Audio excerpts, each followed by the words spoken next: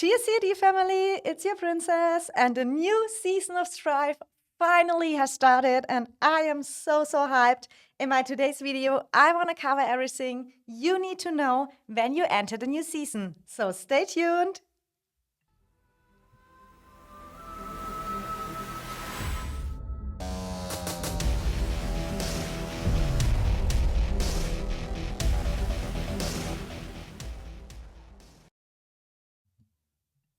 Welcome to my new video, and if you like and enjoy my content, make sure you subscribe to my channel and turn on the bell notification that you don't miss out when I share a new video or will go live. The new season of Strife, Season 1, has some new features, some new policies, and a lot of new events. And in my today's video, I want to give you a full guide what you need to know when you enter the new season. Because there are a lot of new things you need to know in advance to get your account as fast as possible on a good way in the new season. And there are also some tricks you need to know, and that I will cover today for you. Let's go into the first thing. We have season policies. There are some changes, and we will just go through it. You have at the beginning, you know it, we have here the stamina limit bonus. We have the prestige gained, and that is the policy I would focus first. So when you enter the new season, you will just get out, killing some darklings, getting some prestige, and starting your policies and bring up that. That should always be the first focus, because when you have that maxed, you get a lot of faster further in your policies. Then we have over here the CP recovery speed, which is in my opinion the second important one, because more CP gives you more possibilities to kill darklings, and that brings you more prestige to bring your policies up. The third one, and that is a new policy over here, is the Stone Sentinel. Here you get an extra buff when you look at the info point for the Stone Testaments gained. And that is a very important policy for the mastery skills. I will come to that later and cover it a little bit more where you can see the directly difference. But that is a thing, when we look into the Agar Stone and you go over here, you have over day 1, that is exactly 24 hours, the Unbroken Tides. And then you go over in the Golden Dreams. And it is the task where you have to kill the 50k Darklings, and on our server we killed them in a little bit more than 4 hours. And then directly the Mastery Monolith and Protector quests opens, and for that you need that policy ready on level 5. So if you are not a person who can gem it, make sure that you focus that policy at the beginning too. When we go further ahead, we see here it's normally Legion capacity. Then we have here the daily elixir production and the daily resource healing. Here we come to the resource healing costs reduction. Then we have here, as we know already, nothing changed over there. For the magic, the marksman, the cavalry, and the infantry units, the attack bonus up to 10. Here we have another new feature in the policies, the buried bones. I don't know how to spell it correctly. That is also very important to up level. You can make that up to 50%. And I come to that also in a point after that you can see where this is important, because it gives you a lot of dead troops back you gain during the season. But in my opinion, you can level that up by time, because it has only to be maxed at the end of the season, as I get it. So, but we will see that soon if that makes a difference. But I think if you bring it till the end of the season to level 15, you get a 50% back, and it should be fine. Then we have here, you can get another warrant capacity for your war pets, what is also nice to have. We have another new policy over here, Make Way. When leaving any city or stronghold, legions cannot be obstructed by another legions for 30 seconds. In my opinion, interesting policy. We have to see how it works out. I did for now just go up the way and leave that open. It's also a little bit expensive policy, so I wanted to make my way a little bit more up to the healing stuff. And yeah, here you have the possibility to choose between elixir capacity limit and the elixir production speed. And my tip is, if you it kind of depends on what a KVK is waiting for you, and it also kind of depends what kind of personality you are. Because, for example, if you have one of your biggest war at the beginning, and it's very important to stock up a lot of elixir to start with a high capacity, it can help you when you have that at beginning for your first war. But when I look at our KVK, how that will probably go, I assume we will have a lot of fighting during the whole 50 days of a season. So I made the decision to choose the elixir production speed because over the time I get more out of that. And I'm also a very active player, so I don't miss out to click on your hospital, the healing. So I don't need the capacity so much either. But people who cannot log in so often in between, for them it's sometimes better you choose the capacity, because then in your hospital limit, you have a higher capacity, you have not so often clicked the hospital button. So for the a little bit lazy players, can also be a good option, go for the capacity. Over here, we have the resources stockpile deals, or we have the daily resource healing percentage. I decided for myself to do the stockpile days. I will let you know later why I choose this one and not the other one. Here we have again another Legion capacity increase. Here we get another 2 Warpad warrants where we can catch more. And then here are some new policies. We all know them from the name, but they kind of changed. And I want to show you over here what they changed. And they made a big change here in the hospital care capacity. When we look through that, that was earlier. We know the diligence players. We saw all the awful rallies when players got really zeroed and lost millions of their troops. Now they increased the capacity, and now it looks a little bit different which policy you can choose there. So you have here the diligence with 20 million limit. I mean, every player, I think, under 300 million or something like that power won't have that kind of troops, so no need to worry about getting rallied AFK in a war zone and lose all troops. It gives you also a daily resource limit of 5 million, what is a lot. You get Legion HP 5%. I always take the HP as a major main player. I love that. Stamina limit bonus 50%, and it reduces your healing costs on 20%. On the other hand, we have here in the middle 25 million capacity, daily resource healing limit 1 million. You have a free daily elixir production of 20k, Legion attack 5%, march speed 3%, and resource healing cost of 10%. So that is kind of for the players. They plan a little bit on resource healing. I also heard from some Archer main players, they kind of won't have the Legion attack and the march speed and stuff like that. So that is kind of, you have to see how much are you planning on resource heal and how much free healing do you want to get to. Because that is the one who has the most daily elixir production, 50k a day extra. I mean, that is free, that is good. It also gives you Legion defense of 5%, and you get prestige gain 10%, and the resource healing costs are lowered by 5%. I personally will for sure take the diligence because I plan on a lot of resource healing, and that is the other reason why I took the stockpile days, because I want to stockpile a lot of days that I can at the beginning of a war, then I can just, what I didn't use on a day, I can just take it over and have always my big limits and can still participate the war and heal over again, even if it will be very, very expensive. So yeah, then we come to the next over here. You can choose in between daily elixir production or production speed. I personally have around almost 3 million troops, so I go for the production speed. Someone did a little bit the calculation. I think it is around 2.5 million troops what you have to own, that the production speed, everything above there is the better choice. Then we have over here, you can choose if you're the daily resource healing. Here it's exactly the same. If you have over 2.5 million troops, I go for the percentages because it's better. Then we have here the Legion march speed. Yeah, always good to have march speed for better kiting, up to 5%. We know that already. And here we have 3 new policies too. When we look at it, we have to light the beacon, and that gives you increased damage dealt by rallied armies, so it buffs the rally leader.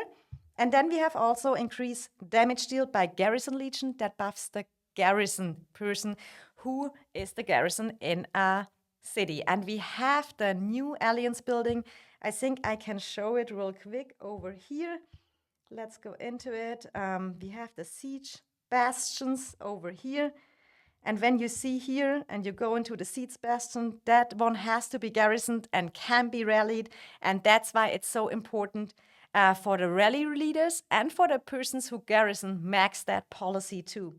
And when we go a little bit over it, you see here, let's go down to the dead troops. When legions are defending against an enemy in an alliance siege bastion, 35% self-wounded units will die, and 50% of the enemy's self-wounded units will die too.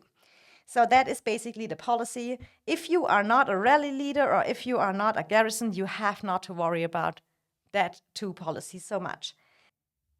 We have another new policy here, bitter end. In previous season, kind of similar, we had the cursed swords. You maybe remember it. It says legions deal 5% more damage. And when both sides in a battle have this policy enabled, 2% of both sides' self-wounded units will die. So this is the gambling policy. Will you turn it on? Will you not turn it on? That will be so exciting. Watch it on the battlefield. It all depends on, how you can read your enemy. And if you want to go into the risk, risk the dead troops for maybe getting 5% more damage for free. But that is up to everyone, and everyone has to make his own decision. But we can enable it on and off, so we can play around with it and see how it goes. And for my mastery skills, I hopped over in my farm account real quick because here I have not my daily quests done. When you go to the mastery skills over here, you can unlock different mastery skills over the time by completing some quests. So we just go quick through this one, and I will show you also you have different skills you can unlock. It kind of depends on your account. This is for sure now a farm account, so I have not every hero unlocked, but you will basically get the hero level. You have it, for example, here it's Voldir. I have it awakened on my farm account.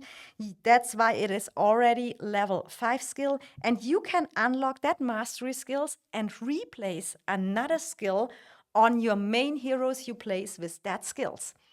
So the way to go is, and here you see it is totally random which one you can unlock. So the way to go is you want to finish that as fast as possible. And to finish that one and get a lot of stuff, you have to do daily protector quests. And here you get on the left side on the first day, one for free. And you also get out here some extra tasks you have to do. For example, kill darklings and donate wood. So what you definitely do on the first day over here is when you have that daily quest, you click on the blue button and it asks you if you want to up-level the quest. And you will always want to do that because when you make it difficult, you get higher rewards and you get more of that stone testaments. So we do the same over here. And I will not do it now because I want to show you the difference if you did the policies or not. So we remember everyone give me rewards of 200. So if I go now back and we go to the season policies and we enable this one, we see here in the info button, you get here more testaments when you finish the quest. So we have it done. We go back to the protector quests. You already see 210, 210, 210. That goes up. So when it opens for you the first day, wait till you have that policy maxed and then start to claim it over here. And don't forget to up-level your quest so you get out the best value and can unlock hero skill by hero skill.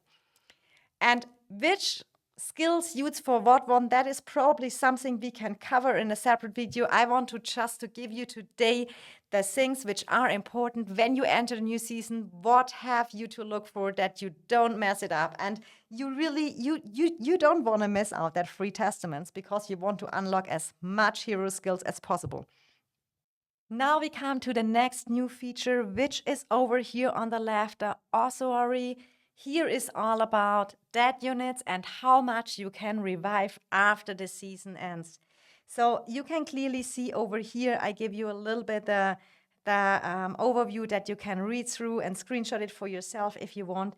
But basically, after the season, all the dead troops you cost will be here shown in dead units. And then there is a proportion revived, and that is the percentage what you get back after the season ends. And for that, it's so important to have that policy we talked about earlier. Let's go through it. Where was it? Over here. The buried bones, that you have that maxed at the end of the season, that you get the 50% dead troops revived. When we go to the Conquest Achievements, what are the extra boxes we can get? I am from a Generation 2 server, so I already know the layout a little bit and how the achievement works. So you have to do different tasks, and there are some changes. So if you are on a G2 server right now, watch out. The numbers changed a little bit, but the tasks in general are kind of like the same. You have to occupy villages. You have to gain prestige during the season. You have to defeat darklings. You have to capture warpads. You have to resource heal. You have to use elixir heal. You have to gain merits. And you have also help with alliance building time. And here you see already that what are done. And you get some nice extra stuff. You get some 3 tokens, CP and elixir, etc. Depends on the tasks you do. But the main important tasks I want to talk about over here is where you can get the embers, which are important later for the season and reward store. And when we look which 3 you can get easy, the first one is when you resource heal 15 million troops during a season, you can get here one of these embers. The next one you can do by your own is when you gain 12 million merits, you get another ember. And then there is one, when we look here, you have the realm rewards. I show them you real quick. And here we come to the warband rewards. There you can get with your whole warband some rewards. And when we look over it, you have to occupy different behemoths, etc. And here are the extra ones you can get. And where is it? I want to find the one which is very easy. Exactly over here. Obtain 500 million merits with your warband. Gain 2 million prestige during the season. And then you can unlock this 3rd ember. Now we come a little bit more where you can get more embers when you kind of win the season. So if you get the dragon at the end, you get additional 2 embers. And when you occupy 2 necro giants with your warband by the season summary, you can get 1 more ember. So the maximum you can get is the 3 ones I told you earlier, 2 from the dragon and the 1 of the necro. So maximum you can get 6. It kind of depends. If you get the dragon, if you get 2 necro giants, etc. And we have some additional season rewards here. You have a random legendary hero. So when you completed 20 quests, you can just click here. It is totally luck-based. You spin 1 time, you get 10 tokens of the heroes, 1 of them, what you get over here. And when you have 35 quests finished, you get an additional, a legendary ascension emblem, what is always good to have to upgrade your artifacts. So when we go into the season and reward store, it is over here. Here can you use your embers. And the main question is, does the embers take over if you migrate it out inside the middle of a KVK, how I did it from a Generation 2 server? And here you see the answer on the top. They take over. Because last KVK, I already unlocked 2 embers, but for the migration, I had to leave in the middle of a KVK. So I was a little bit worried, will the embers take over? But they did. And it's also said here, And I like that new systems a lot because you collect that embers and you can save them up and they will take over for future seasons. So you can kind of make your calculation. What do you want to get here from the store? You can save them up and just use it whenever you want. And here you see the pool we have of the different warphead skills. I'm pretty much looking up for the super follow-up. I need that for my Sapphire. There is also some rumors that it's maybe kind of similar to Rise of Kingdoms, that at some point they maybe add here the city skins. What would be amazing, then you for sure want to save up your embers. So it's kind of up to you. If the rumors are true and we get the city skins, it can be very nice just to save up your embers and get the city skin at one point. On the other hand, you maybe need the one or other warphead to get a directly effect. So it's kind of up to you if you want to save it up or if you want to use it directly. And let's go into the last part I want to show you over here. What are the new packs? What are the new events they brought into it? First, I want to show you the Battle Pass because I got a lot of questions about that. It's exactly the same pass as we know. At the end, you can still get the same rewards. I would, if the devs ever see this, I would highly appreciate if they change that rewards because we have that now season over season and yeah, it would be nice get something else to choose over here, but it is what it is. We get some other nice stuff. You get CP, you get tokens, etc. So I would always, if you are a low spender, that is, in my opinion, one of the best invests, just unlock it. And you have here always the option. I tell you how I do it every season. I got for the blue one where you just unlock it and do it normal. And when you at the end have the issue that you don't make it to the end, you can still buy up the second one for $10 too. Because if you buy the gold one at the beginning, it's $20 too, so it doesn't matter. And for example, what I did when I was migrating in the middle of a KVK out, I was very close. But for sure, I had 3 weeks left on a KVK. For sure, I had not with the normal blue pack made it to the end rewards. And then I just got the second one, bought it all up. It gives you additional 20 levels. I could complete it easy, and then I could do my migration. So then here, and that is pretty interesting because they changed something with the events. The Wheel of Destiny, we already know it, that there the new heroes come. And normally you get the 2 new heroes and the 2 heroes from the season before here.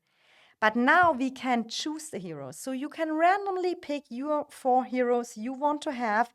And you can, from everything you have, you can just choose here every single hero, even the purple heroes.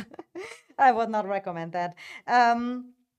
But yeah, so you can kind of create your own wheel and spin it. For me, it is kind of like when you look over here, I'm not very interested in the Cavs heroes, and I will unlock them anyway by time. So over the dailies, but for me, it's just like now, I don't really need them. So there's no rush for me. So I just get some tickets. But over here, what I always go for is the left side, 50%, 10 Destiny tickets you get for 300 gems. I get them always, save them up when I need my wheel. When the Mage's Heroes comes, then I can just spin it. And I get mostly a little bit some of the packs too, because the lower packs have like always the better value. So I am already prepared when there is the new Mage's Wheel hero come up. Then we have here, and that is pretty interesting, the Riches of the Forest change too, because here now you can select your 4 artifacts you are going for. But that is really an event only for big spenders because it's very expensive in gems. And what is also added is the new artifact over here. When we just look in it and look at the max stats, I'm not a Cav hero expert, but here we see the damage factor 4.4k, and we have that extra thing that it deals up damage to 3 enemy legions and inflicting a tremble, and that is new for 3 seconds. That means the enemy cannot move, not launch normal attacks, and not do casting rage skills. So I'm very interested how that new artifact will be on the field when it's used. So you go basically in this and you choose your main artifacts you want to go, and then you click on the go button. You have every day a free spin reduced for 300 gems. I always go for that. I'm not lucky. But you see over here, it's 6k gems, 10 draws. So it is really a high spender, a high spender event if you want to go for it. I just wanted to show you that you can now choose it. I hope we get a Forge of Light event, what will be kind of the same, that we maybe can select our 2 artifacts by our own. It would be amazing. I would be looking so much forward to it. But we will see how the season goes. That is for now, in my opinion, everything you need to know when you are the first days in the new season of Strife. That are the little tips and tricks in my video I wanted to give you, that you can have a faster progress and you know what is to do step by step. So if you enjoy my content, make sure you drop a like on the video. I would appreciate it a lot. And if you have some additional tips, please let me know in the comment below. I'm always happy to have some good advices from the Call of Dragons community. And I wish you a beautiful day, happy gaming, and much love. Your princess!